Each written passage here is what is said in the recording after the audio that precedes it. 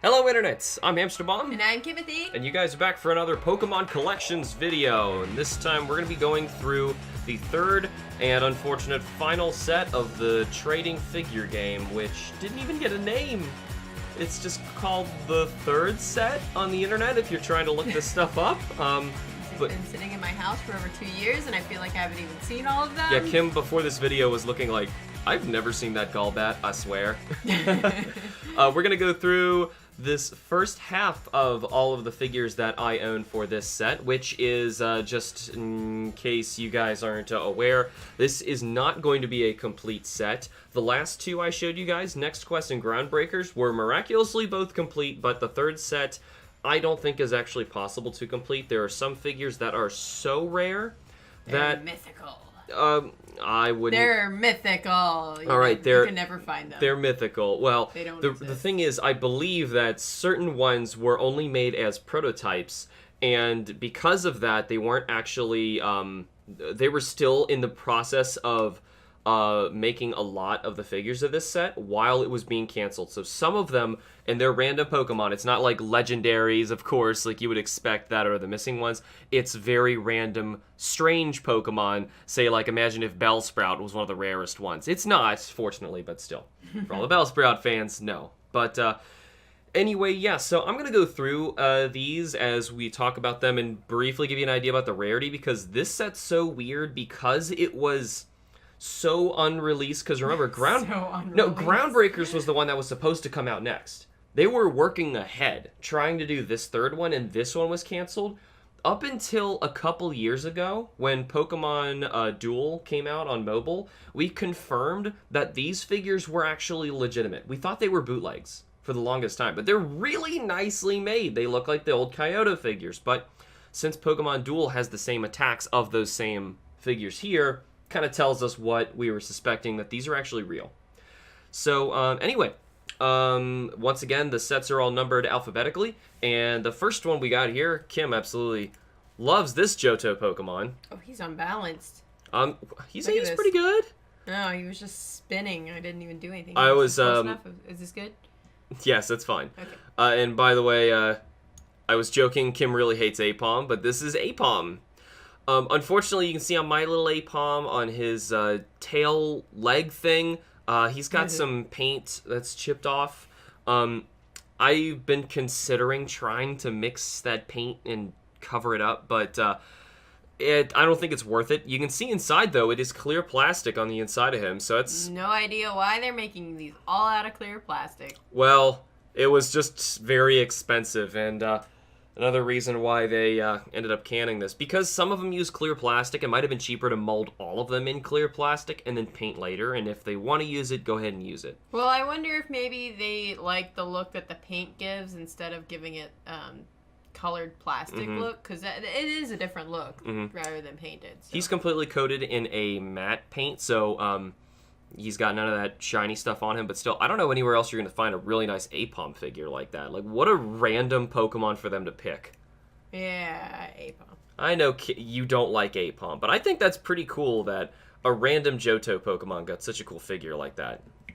Now, if you remember in Groundbreakers, we got a Lairon. This time we have a little Aeron. Yep. Yeah. I don't think he's as exciting. You got a lower bit. Oh, sorry. As he's eating. Oh right, he is. I forgot about that. He's got little bite marks in the side of this. I don't know. Girder. Yeah, a girder or just building rubble. It does say that in their Pokedex entries. Plus, his attack there says big bites. That's his big bite. He's one of the few ones I remember in terms of the actual game. If you read that attack there, that. Did things based on the typing of your other figures. Most of the time, TFG just ignored types. It was there for funsies. Yeah, that's kind of weird.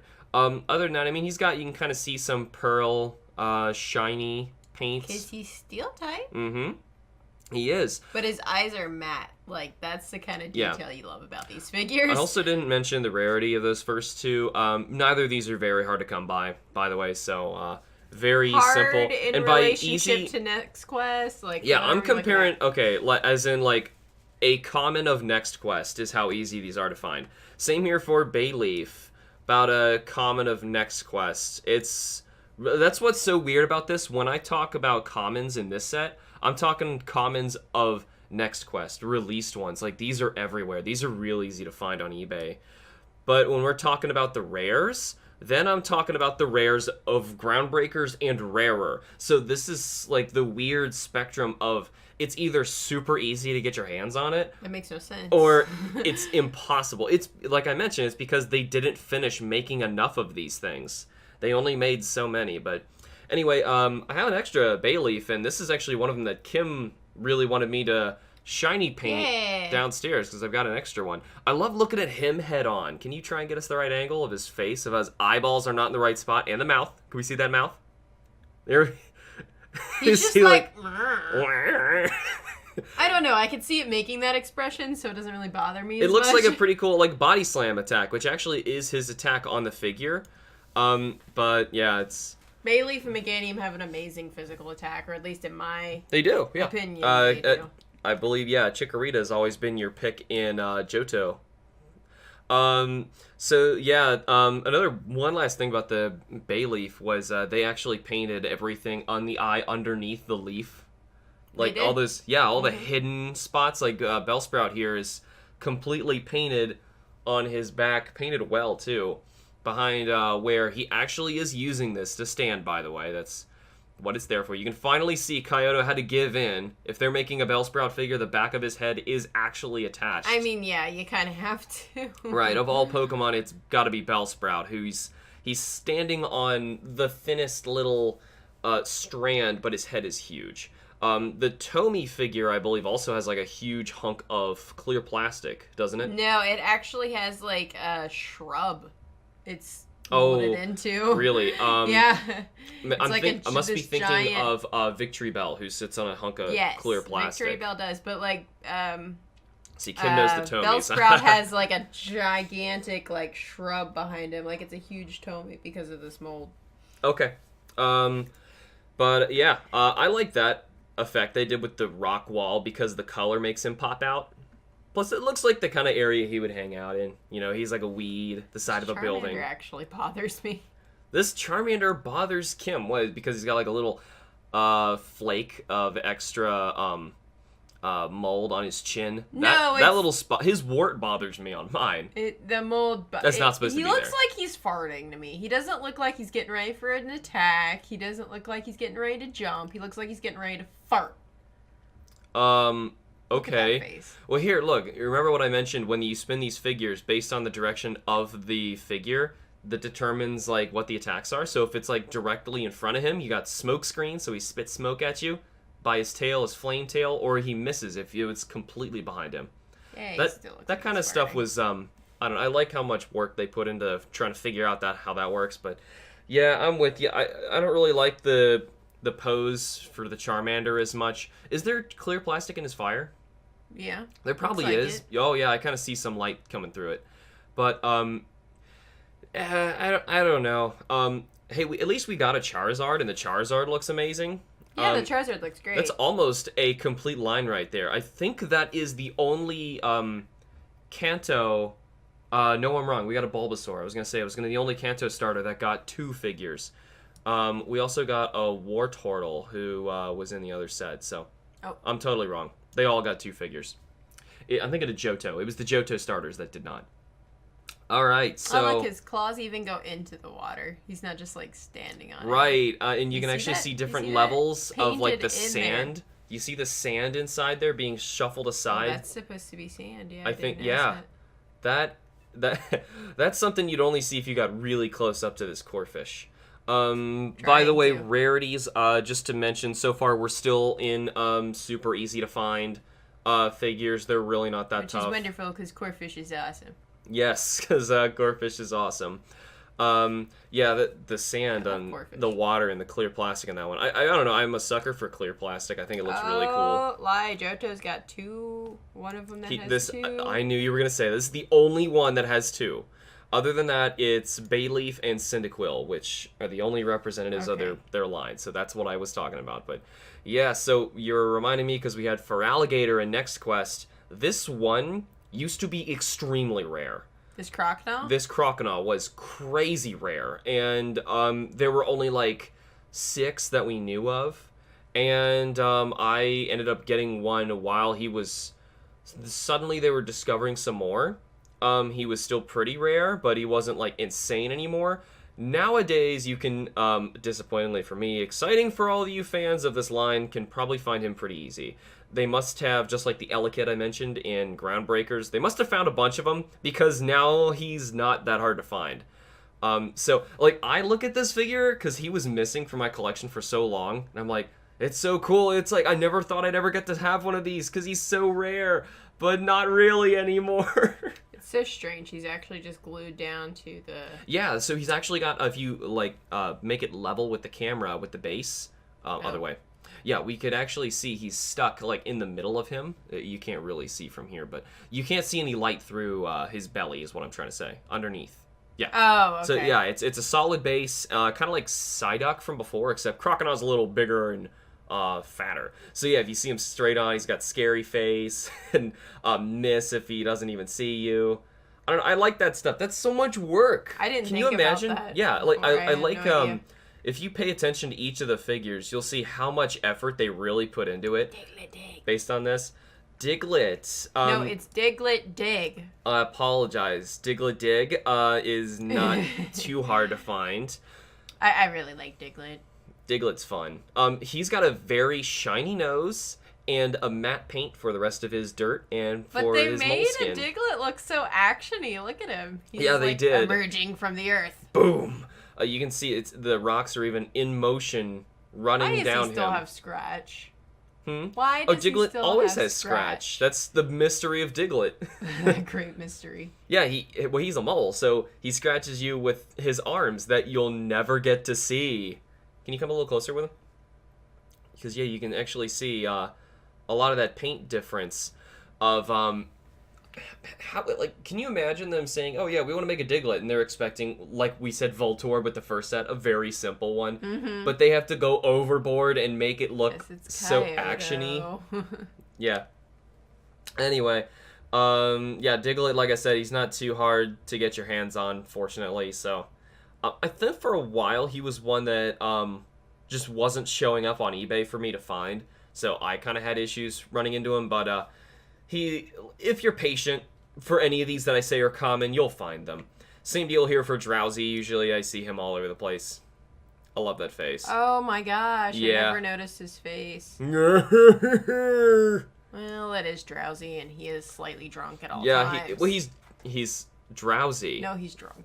Okay. Look at this face. I thought it was, in his name. It was pretty clear what he was. No, look at that face. Yes, that's Drowsy. That's what I look like when I wake up in the morning. That's probably what Kim, I look that's what like. you look like all the time. And no, he's not an elephant. He's a tapir. Anyway. For everybody who thinks he's an elephant. Right, we had to explain to several people that no, he's not an elephant. He's a tapir.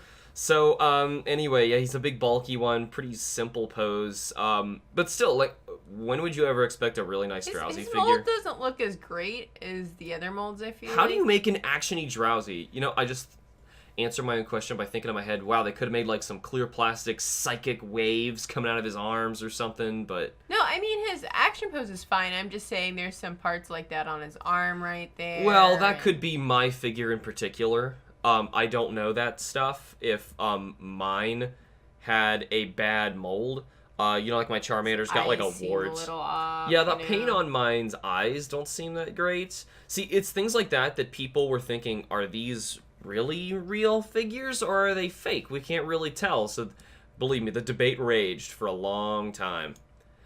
Now, one of my favorites of this set. He's really cool. This is really cool. Now, see, this was another one that had me concerned. If you look at these spikes on the side of Entei's, his right side.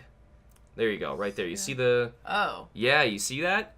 He came like that, and they're clearly painted over. So, maybe mine, while it was being cast, had a little nick on it, and that little bump moved those things. And I'm not sure exactly what happened, but... He looks so fluffy. He does. I mean, can you imagine sculpting that? I know. There's so many pieces in there, and also, we're not going to see all 3 legendary dogs in this particular video. The other 2 are in the second half.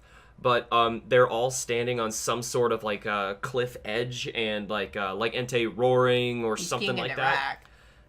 They all look really cool, and they look really good together too. Unfortunately, their rarities all vary. Entei is the most common of the three. That's usually how it goes, because that's the same with the Tomy. Really? Yeah. Oh, well, they made other releases of Entei because of the movie. Right. So that's why. But that's a really cool Entei figure. They could come out with that now and put that into a card set, and it would be I don't know. I feel like that would sell really well. As opposed to making an Execute set. Why isn't this so actiony? Oh, look at his face. He's very pearly, though. He is.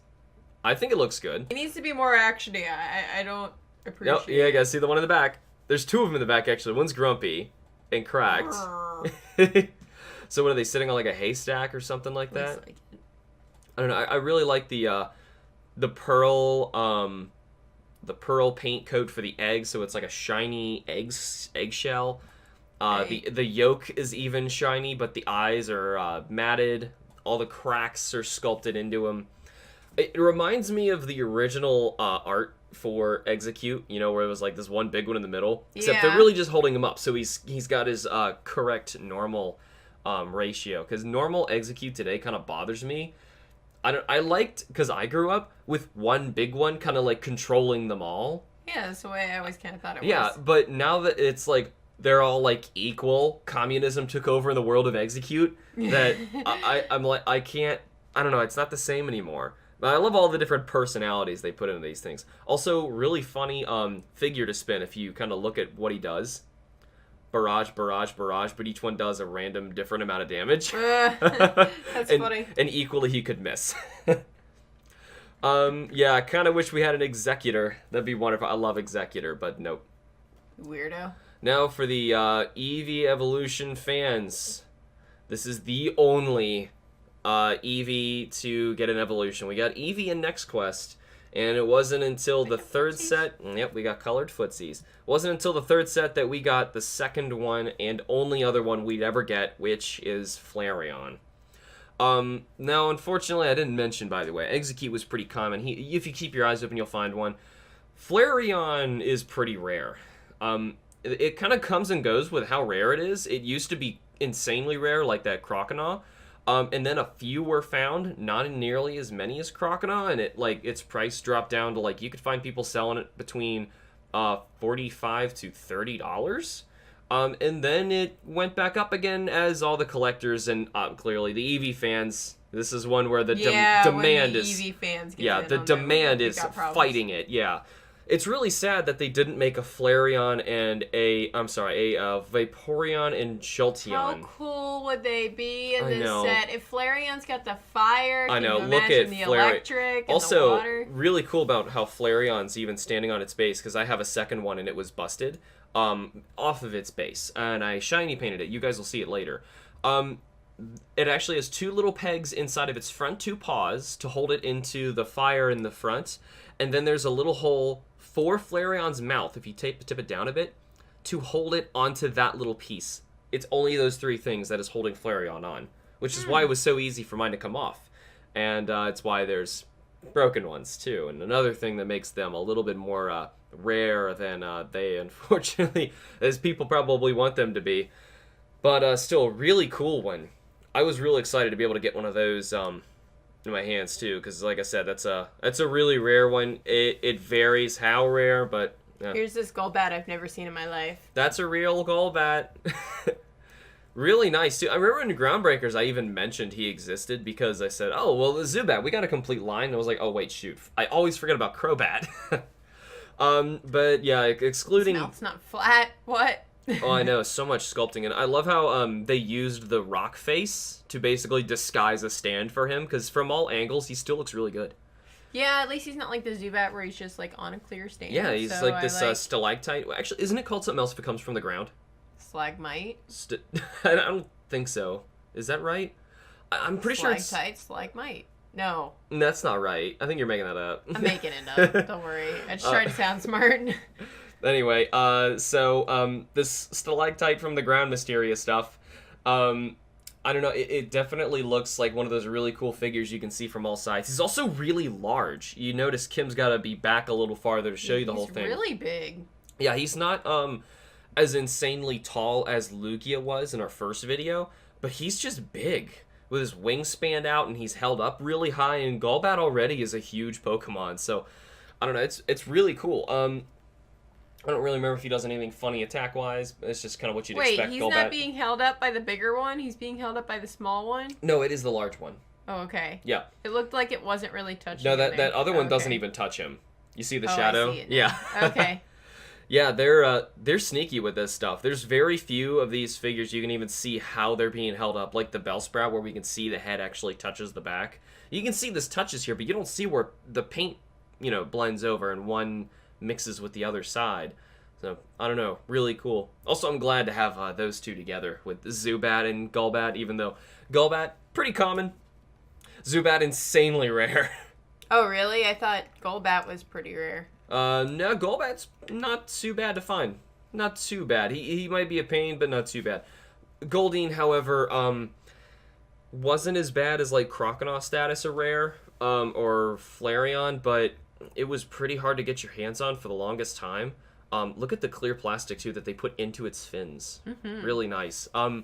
The thing with Goldeen, it was one of those that, once again, like, another batch was found, and that decreased their value. But then, nowadays, I don't see as many anymore, so they still may be rare again. I'm not sure if, like, the Flareon thing, a demand popped up. Everyone really liked these Goldeen figures, or collectors wanted them, but... one thing in particular I want to mention about mine I'm kind of bummed about is the tail is actually supposed to hold up a lot higher than mine does. Oh, really? Yeah, you can't really tell unless I pointed it out. If you saw a figure online, you'd be like, oh! You saw another picture. So mine's kind of unique. Its tail is attached really low, almost like it's swimming down. Normally the tail is supposed to flare up really high. But yeah, once again, it's sticking to that rock face, just like the Golbat. You can hardly tell. Just barely kisses it. Just barely kisses it to the rock face. Looks really good again. I really like that one. Because once again, it was one of those that I worked really hard to find. And I remember that in particular, that seller was a real jerk because I'm pretty sure it got damaged with the tail bending thing in the mail and they just didn't care and stopped talking to me. So I was like, oh, nice. Expect me to buy stuff from you ever again? Oh, you're totally balanced, Gyarados. Well, he's huge. So anyway, got another one at Gyarados. Gyarados is pretty easy to find. He's all over the place. He's almost as common as the Salamence figure is from Next Quest. Gyarados. Which is good, yeah, because he's really easy to get your hands on. So that was so weird about this third set. People were like, how come it's so easy to get your hands on these things when they weren't released and Groundbreakers is so rare? That doesn't make sense. They might have been planning, like thinking, okay, we weren't making enough of these things. Maybe that's our problem, and they were trying to mass produce more of them for their later sets, but... clearly that didn't help. So unbalanced. Oh my gosh. Yeah, he spins around a lot. Also, I did shiny paint one of these for when you get to see the shinies in a later video. Of course, you got shiny paint. Oh my gosh. Okay, stop. Can you show us the water? Trying. Yeah, the water is all clear plastic, but painted white on the inside for the foam. I think it's really cool looking. Yeah, I think that looks He really nice. looks like a lot of the... When they do water Pokemon, they love doing the splashing, and they do really good with that. Vaporeon. I wish we had one. Yeah, a Vaporeon could have been really cool. Though I imagine more of like a vertical pose, like it's already in water, submerged and swimming. That would look pretty good. Bubbles would be nice. Some bubbles would be pretty cool. Yep. Haunter. He, once again, I'm going to put him with like Croconaw status. I think him and Croconaw got around the same time, and they got like the same rarity story of you never saw these until all of a sudden they were all over the place for a few months, and that drove the supply way up, and then I haven't really seen many since, but they'll show up occasionally, so unfortunately, he was really rare at one point, and he's not really anymore. I believe he's hanging on by, you can see the main body kind of touches a piece of, there we go, a piece of the rock that kind of jumps backwards. That one looks way more intentional than the other ones do. So. Yeah, but it was harder to find. I mean, you float around here, and I love that the little hands are not even touching him at all, which they shouldn't. They shouldn't be. They shouldn't, but they could have to help support him, and they didn't do it. Also, fun fact, I believe this is the only Ghost-type TFG. And because of that, you can see it on his little movement point thing. He's red and has an ability called Slip Past. It didn't explain what that was in the game, but I'm pretty sure what that means is because we have Pokemon Duel to thank, he's able to move through other Pokemon on the field. Because I think they started doing that when, obviously, Pokemon Duel made everyone and their grandmother a figure, so you're pretty much all ghost types might have that ability. Not as cool anymore because you're like, oh, you just made it digitally. They made everybody, and they're digital. You don't get to hold these and show them on your shelf or collect a certain Pokemon you like. Or the extreme intricacies not really as important anymore. Right. There's a lot of figures that they make that almost any of them anymore can't physically happen, and that makes me really sad. So. Anyway, I think Heracross can lift like 10 buses or something like that. Yeah, an upcoming Pokedex Paradox for sure. But Heracross was another one that was, I want to say, like the Goldeen, really, really hard to find. Until one day when basically the world waited for me to finally get my hands on one, and then they were all over the place. So, yeah, kind of a shame for me, but hey, if you're collecting Heracross figures, that's pretty easy. They did use a gloss, as you see, to make him shine like a beetle. It looks pretty cool. Other than that, I mean, he doesn't have like a really special pose or anything. Looks a lot better than my plushie Heracross does. Yeah, I mean, I'm glad that once again it is a Heracross, cool random Johto find. Machamp. Man, this one makes me sad because this was also another one of those really rare figures that was nowhere. As soon as I found one, boom, it was all over the place. And he is now like really common to get with lots. People are trying to get rid of these third set figures. And just like the TCG. Yeah. Oh, well, it's not that bad. Like a first edition Machamp, you mean? Yes. It's not that bad. But either way, it's a really cool figure, isn't it? It's it's a really nice figure. Yeah. Also, remember we did get a Machop in this set, so we got we have two now from this line, which is pretty cool because I think the Machamp is a really good figure, and I was surprised on how nice the Machop was too. Yeah. I like the boulder, the little pebbles falling down like we just saw earlier with the Diglett. Pretty cool. We only got 3 more in there back here, and then we're gonna continue for the second half of this. Man, this was another one that was really hard for me to find. Actually, I don't see as many of these as I do the Machamps or Heracross anymore, so he's still kind of hard. He's more like that Goldeen. Magnemite. I think he looks really cool. A lot of that clear plastic all over him. Or not the clear plastic, I'm sorry, the gloss metallic paint. Yeah. See, I think that's kind of weird about him because his magnets are the metallic paint, but his body's more of like a gloss sheen. Yeah, so. I guess color yeah, I guess it's like a different kind of metal that isn't shining, Which I never thought of it that way until I started seeing this figure. Mm-hmm. Yeah. Pretty cool. Also, I love how Magnemite always has like a tiny little dot in his eyes, the pupil. But since it's like, I don't know, this seems so tiny. It's creepy looking. Would have kind of preferred a Magneton. I really like Magneton, but it's alright. We at least got somebody from the line. Really cool. Second to last one. This one you'll find pretty easily, which is good because it's a really cool Hoenn Maul figure. His jaw is just enormous on this. Which also, since we were mentioning, like, based on where you land when you spin it, it does something specific to what the figure is. Oh gosh, it's so tiny. Yeah, but look where it is. Yeah. If you get the perfect spot right on that mouth, Bite does a crazy amount of damage. So that's pretty cool how they think about that. Oh, and turn around if he faces the wrong way. You may turn Maul 2 spaces to the right, which basically gives you Bite. So he can like quickly whip around and use that. So I don't know, it's pretty cool how they figured out how to sculpt the figure one way and design it so that the actual attacks do stuff based on what the sculpt is. I don't know. That's another one that's pretty large too. Like you could even fit your fingers pretty easily inside of any of those spots for his mouth. It's pretty big. I'm surprised that one doesn't break more often. Yeah, it's all holding on just by that little line on his head. Right, this one I know likes to break, so... Yes, this one's a very fragile one, aside from the fact that it's still very rare. So this is the rarest figure that we're seeing in our lot today. You can see from this very odd angle that it's held on here, and how it stands on that crystal base. This thing... I really don't know how to hold him. He's very... Yeah, he's lopsided awkward. for sure. Mew is a really rare and a really cool figure. You can see the crystals are all clear plastic that he's standing on. The way he's on that crystal back there is there's a piece of Mew's foot that's like a little... There, right there. It like locks inside of the crystal like a little square peg, and then it's kind of glued around from there.